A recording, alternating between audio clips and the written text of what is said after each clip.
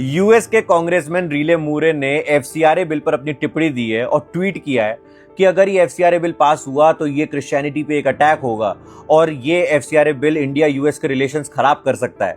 और आयरनी देखिए कि ये भाई साहब ट्रम्प की पार्टी से हैं। अब इनसे पूछो जरा तुम्हारे रिलेशंस अच्छे किसके हैं पाकिस्तान के अलावा। अभी बात क्या है ना, ये लोग सिंपल सी रीजनिंग देते रहेंगे कि देखो माइनॉरिटीज को प्रॉब्लम हो रही है, छोटे एनजीओस को प्रॉब्लम होगी, उन तक पैसा नहीं पहुंच पाएगा, जैसे कि जो बड़े कांड इनको करने होते हैं, काम नहीं कांड करने होते हैं, वो किसी तरीके से छुप सकें। आपके सामने एक ट्वीट है, ये बेंजामिन नेतन्याहू के बेटे का 2019 का कुछ ट्वीट है।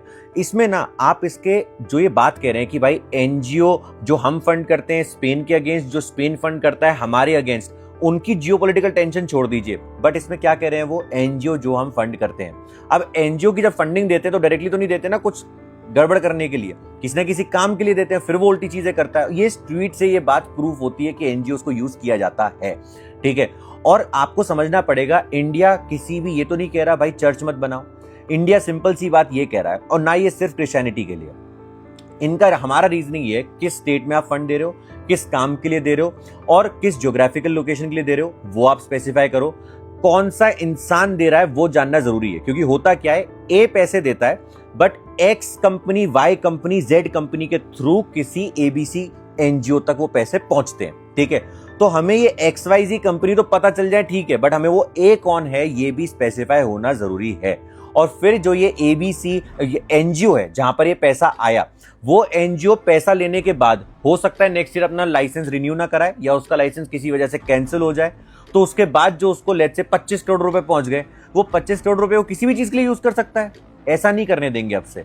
आपको डेजिग्नेटेड अथॉरिटी मैनेज करेगी। अगर आपका लाइसेंस कैंसिल हुआ है, आप रिन्यू करा लीजिए, पूरा अपना पेपर वगैरह दिखा लीजिए, वापस ले लीजिए।